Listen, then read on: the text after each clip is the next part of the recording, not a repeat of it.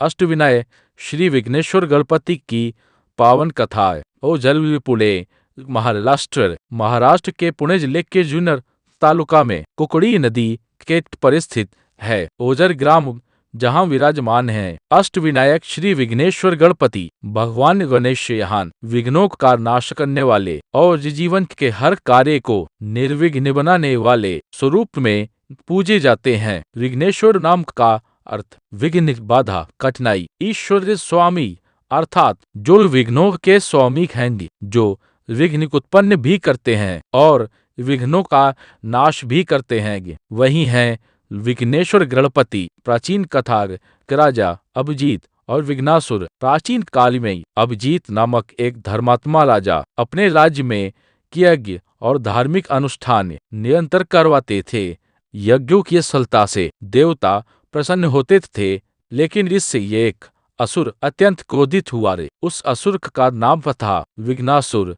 विघ्नासुर का आतंक। विघ्नासुर को भगवान शिव से वरदान मिला था कि वह जहाँ चाहे विघ्न उत्पन्न कर सकता है। उस वरदान के अहंकार में विघ्नासुर ने यज्ञों में बाधाएं डाली, ऋषि मुनियों की तपस्या भंग की, देवताओं को परेशान किया। चारों ओर अशांति और भय फैलाया। देवताओं की प्रार्थना। देवता, ऋषि और राजा अभिजीत सब मिलकर भगवान गणेश की शरण में रहे। उन्होंने प्रार्थना की, हे गणनायक, इस विघ्नासुर के आतंक से संसार को मुक्त करें। भगवान गणेश उनकी प्रार्थना से अत्यंत प्रसन्न हुए।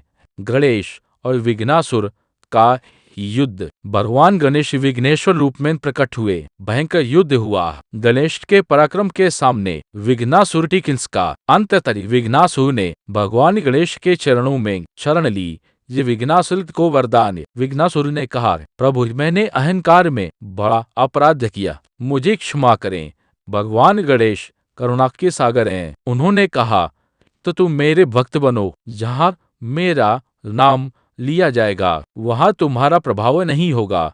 विघ्नासुर ने भगवान गणेश से प्रार्थना की वे उसी स्थान पर सदैव विराजमान रहें। ओझर में गणपति की स्थापना। भगवान गणेश ओझर में स्वयंभू रूप में विराजमान हुए। उन्होंने कहा, जो भी भक्त सच्चे मन से मेरा स्मरण करेगा उसके जीवन के सभी विघ्न नष्ट होंगे।